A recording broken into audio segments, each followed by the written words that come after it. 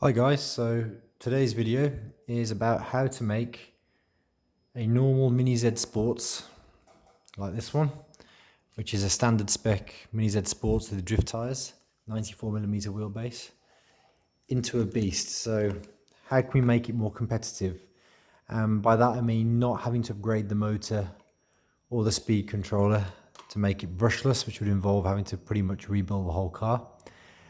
What else can we do to improve a regular Mini Z Sports? So this is a FHS generation Mini Z Sports, not the newer FHHS.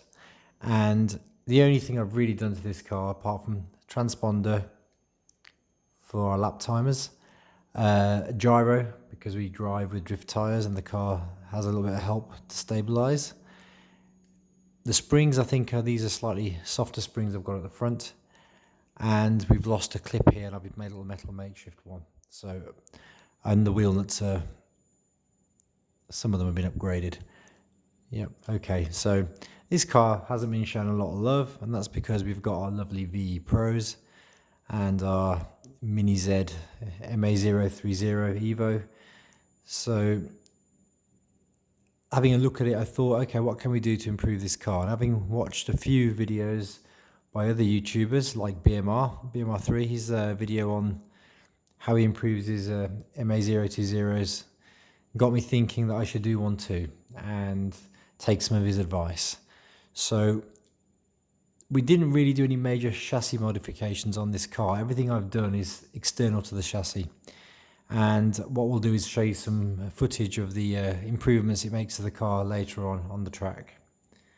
So the first thing that I've done is made a video of it driving around with a regular KT19 transmitter. So this is the one that comes with the car. And really I've got thinking about changing the transmitter after I ran the VE Pro here with the EX6, because it made such a difference to the settings and the handling. Although I have to say, in fairness, the KT18, this one, yeah, the KT18 that I've used with the car previously is still pretty good, and you do get a lot out of the car, but you have to have the settings all set up with the ICS lead, and you can't change other settings easily without having to reprogram it that way. But this transmitter isn't bad. You can adjust the endpoints forward and back, the braking, and the endpoints on the steering. So yeah, in that way, this transmitter is not bad. But when I used my EX6 with the VE Pro, then it really came alive. So it got me thinking about the Mini Z Sports here. My biggest criticism of it around our track is that in standard mode, its steering just isn't that sharp and you can't get around the corners easily. You have to really thrape the throttle and you end up going wide. So the first thing I've tried is I got a Kyosho Synchro Touch. So this transmitter is also compatible with the Mini Z Evo with the correct chip, and I will be doing a video later on to compare the Synchro Touch to the Noble Fly Sky over there, which is my favorite transmitter at the moment, especially with the Evo. Right, so let's power this thing on. Now it does make a noise when it comes on of a race car. Okay, so that out of the way. First thing you can see on this car, there's a lot on this transmitter, sorry, is a lot more settings. And some of those settings become really useful, especially when you're trying to fine tune a car. So I'm just going to turn the car on. There we go. Are we on?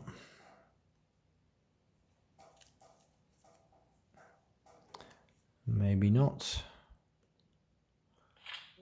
Models. Well, it is on. Okay. Something doesn't seem to be right there. As usual, nothing ever goes smoothly.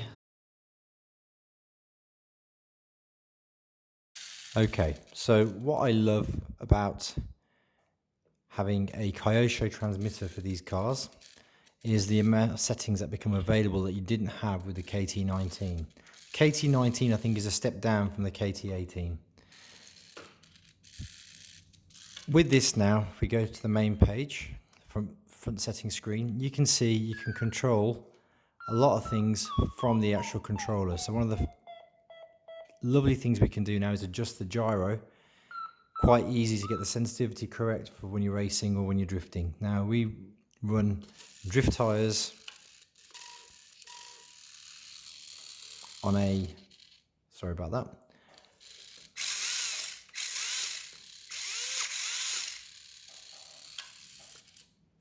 We run drift tires on a slippy surface, which is, if you've got a mini Z track, the slippy side. So we need some gyro settings, and with this we can turn the gyro right down, run the car as is, see how stable it is, and then just turn it up enough so the car doesn't spin out too easily and we can control the drift. So as you can see there, the gyro is off. As I turn the dial up, now you can hear the steering moving as I move the car to counter steer.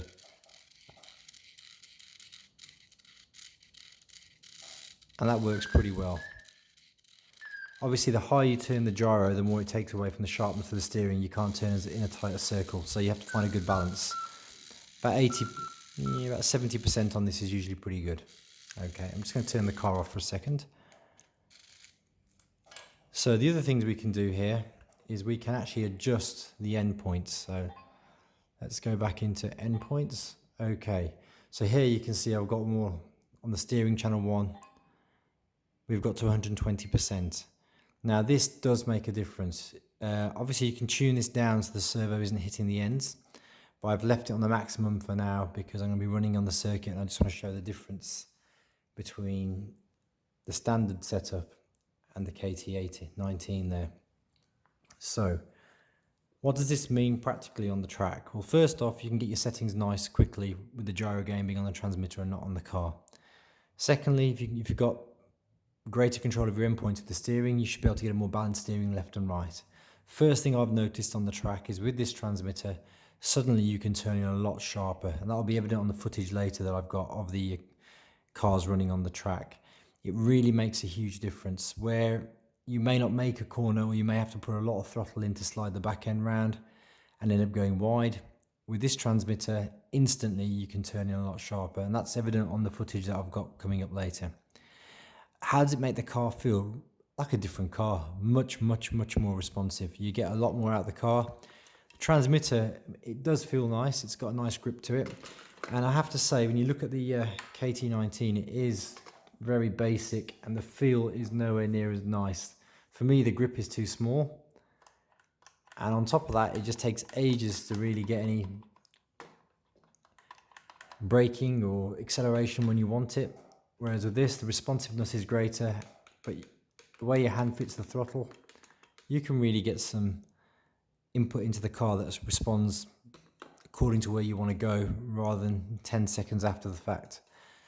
So the transmitter itself, I'm not going to do a comparison video and compare it to the FlySky M4. This is just going to be about the difference it makes to the Mini Zs. Okay, so other things we can do with this, you've also got anti-lock brakes, which make a difference if you're using rear-wheel drive. Definitely when you're braking, you don't skid out as much. You can change the throttle EXP. These things all make a difference again. If you want to be able to control the car in a smoother way, you can change how the car responds with the throttle EXP. You can change the steering force, which depending on what kind of circuit you're running, what the surface is like, that makes a difference. And there's other features on this transmitter which make it quite handy overall compared to the KT19. You've got the trims for the steering and the throttle. You've got buttons you can set up for other things. There's a timer built in, so if you want to time your laps, although I've got a lap timer and that's what I use a transponder for.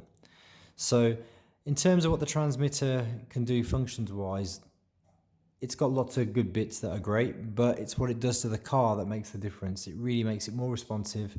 You have a more smooth control over it, and the steering left or right is much sharper. You can get tighter turns, and also you can control those turns better. Pro Touch, the ghost car is the KT18, and straight away you can see as the cars go around, the Synchro Touch just makes it very easy to get around the corners. It just turns much tighter. Now I can keep up with the KT18, but it requires a lot more effort, and if you get it wrong the car just goes wide.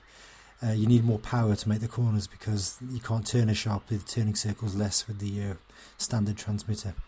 In a section coming up later I've slowed it down so you can see the difference, but I think the problem I found was switching between the transmitters is that you get used to driving the car with one and then it becomes more sensitive with the other. So in this next clip coming up now, you can see as the cars come round, the ghost car is in the lead and the solid car is behind it, and you can see it just is able to take the corners that much tighter and catch up to the other car so quickly wherever it goes wide. There you go, it's overtaken it on the far corner. And that's the difference it makes, just having a better transmitter. You can take those corners a lot tighter. Now, granted, in some of this footage I am making mistakes while I'm driving, which is costing me time. But once you're just using one transmitter and one setup, those mistakes don't happen. But impressive, the thing that really makes it impressive is the fact that you can just turn in so sharply with the same car and all you've done is change the transmitter. So there's another section coming up now where you actually see how much easier it is to get tighter even when you've made a mistake. So you can correct and then make up time really quickly. So on this next section coming up now, the ghost car is in the lead. Not this section, next lap I think. Yep. So on this next lap coming up now, ghost car is in the lead, and I've slowed the footage down here so you can see just by taking the corner much tighter, even after I'd made a mistake, the solid car overtakes. I'm going to quickly show the other advantage, especially if you've got mini Zs, of getting this transmitter. So if this is a mini Z Sports ma003, can't remember half the names, and this one has got a gyro fitted. Okay, as you can see there, the gyro. I'll make that a bit clearer. And I'm just going to turn this on. Okay, we've got a hair in the back, we don't want that. And I'll just demonstrate. So again, with this car, it increases everything to make the car more useful and more responsive. So let's change the model first. Let's go to models. Now, if you ask me which interface I prefer, I definitely prefer the Noble Fly Sky. But again, I'll do a separate review on this, comparing the two with my Mini Z Evo. I'm just waiting for the chip to arrive so I can use both transmitters with that car. I've already tested the Fly Sky against the EX6 with the Evo, but that'll be the next video. Okay, so I've changed this now to my ma020 FHS Sport. Let's come out. Right, let's turn the car on. There we go, car is on. So instantly I've got the control of another Mini Z with the same transmitter. And the beauty of this again is I can turn up the gyro. So at the moment you can't hear the gyro when I'm turning the car. I turn the gyro up. These sound effects can be turned on and off. I'm going to turn it up to 100. There you can see the wheels responding as I turn the car. And again, this makes a huge difference in being able to set the car up and the responsiveness of the car. Same thing with this car, increases the turning, decreases the turning radius. You can get in sharper into corners, and with the ABS you can get more power out of the corners and into the corners. So in terms of functionality, great transmitter for the Mini Z. Now, downside, you cannot use this transmitter with any ASF or MHS model. So you can't use it with the VE Pro, you can't use it with any ASF Mini Zs like the older ones. So I've got an older ASF Mini Z here, and let's have a quick look inside. It's got a black antenna, as you can see, and that means it's ASF. It says ASF there underneath the transponder. So you can't use that transmitter with this particular car. You would have to use either an EX6 or one of those transmitters, or a KT18, one of these. Okay. So the transmitter itself, it made a huge difference and transformed what is a regular Mini Z Sport onto a level where it was more compatible with the Pro. Now, I'm not saying it's as good as the Pro, I just made it more compatible, more comparable, so that when you're racing around after one, you can actually make the corners. So that was the first thing we did, and I tested that against the car with a standard transmitter and then with the Kyosho Synchro Touch. and on the footage you'll see it just turns sharper and it handles better. So the next thing that we did was to then upgrade the batteries. Now I made a video about. So just to demonstrate how the SoShine batteries work, what you've got is 350 milliamp 3.7 volt battery. Okay, so get closer on there, you can see that 3.7 volt. Now this thing, you only want to use 2 of these, okay? If you use 4, it'll blow up your car. Your speed controller will get burnt out. With the SoShine batteries come these connectors. These are basically blanks and they're very light, they weigh nothing. In my previous video I think I weighed these to demonstrate how light these batteries are. What this does, it gives you a performance boost, not only because you're using more powerful batteries, but also you're using lighter batteries. Now the way I like to do this is put the connectors on the inside because they're lighter. And also when I come to change the batteries, I don't have to change these two, I can just change the outside too. It just makes life a lot easier when you're racing to be able to just switch the outside 2 batteries very quickly. So pop those in. Car's already on, let's just turn that off for a second. Okay, so batteries are in, turn the car on, there we go.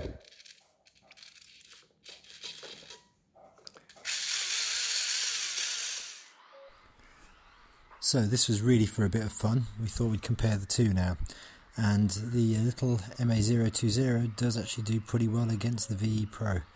A lot of this you could argue comes down to driving, and certainly with the cars being this much closer, the VE Pro is smoother as it's brushless and it's got sharper steering responses because it's got better radio system. Well, the speed controller and the receiver are better, but considering that, it does pretty well, it performs pretty well and gives it a run for its money in quite a few occasions. You can see here now it's drifting, it's holding its own. Okay, the VE Pro cuts in closer, but generally this little car did well, and it certainly made it a lot more fun to drive. So next time we do a race day, I think I'm actually going to race this against the other cars and see how it compares. But certainly the lap times were down to sub 8 seconds with the SoShine batteries and the Synchro touch. I think I got a 7.8 seconds, which definitely puts it in the league of being able to keep up with these cars. Okay, this next section now gives you a nice idea how good the VE Pro is. It comes from miles behind, it's so close, and it just whips around the corners, and that's why you paid the extra money for the Pro. Okay guys, that's all for now, let's move on. So, as you can see, it did knock a lot of time off the lap times using the Synchro touch. So with the standard setup, I think I was getting about 8.5 seconds, maybe 8.2 seconds, maybe 8.1 if I really got one good lap, if I was really lucky. Okay, that was really pushing it.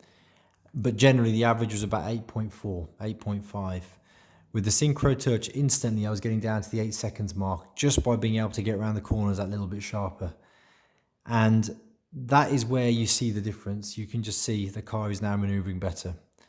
So the next thing we did then was change the batteries to the SoShine batteries, and there you really see a boost in performance. A combination of it being slightly lighter because 2 of the connectors don't weigh much, and suddenly you've got a performance boost that puts it on par with this VE Pro.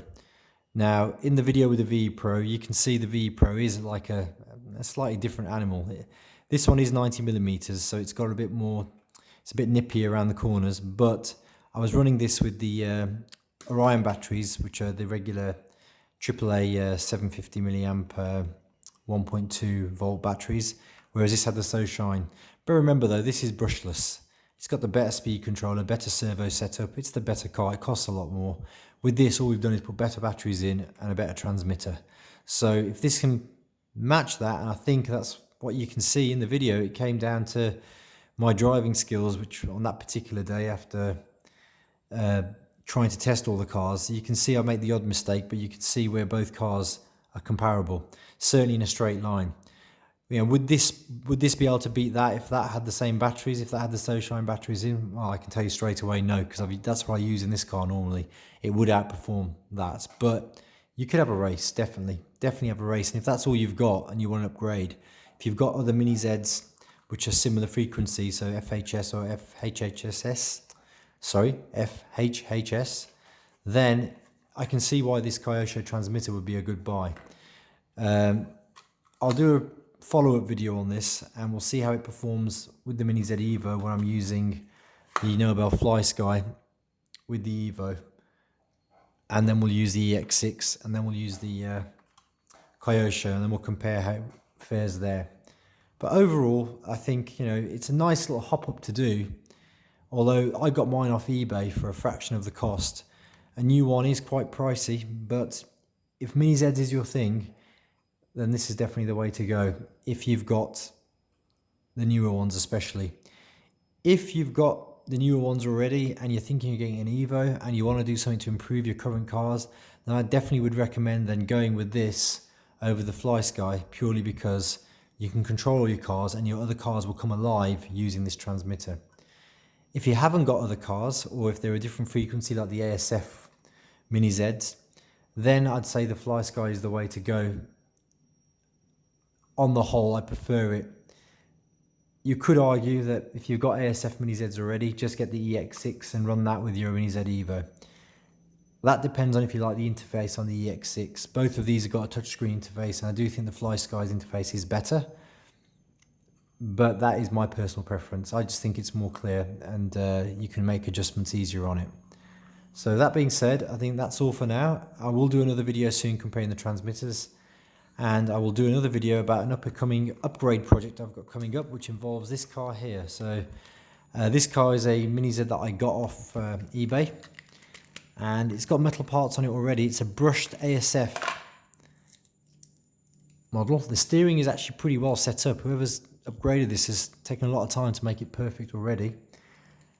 So the steering and handling I'm happy with, but what I want to do is change the circuitry, put a brushless board in, an MHS ASF board and a brushless motor, so I can use an EX6 transmitter with it in MHS mode or ASF mode. We shall see how that performs. The circuitry I've got for it, the motor is from Banggood, and the chip is from the speed controller is from Banggood as well. So we'll see how that gets on, and that'll be coming up soon as well. Okay guys, thanks for that, and I will catch up with you soon. Please like and subscribe if you want to see more Mini Z videos.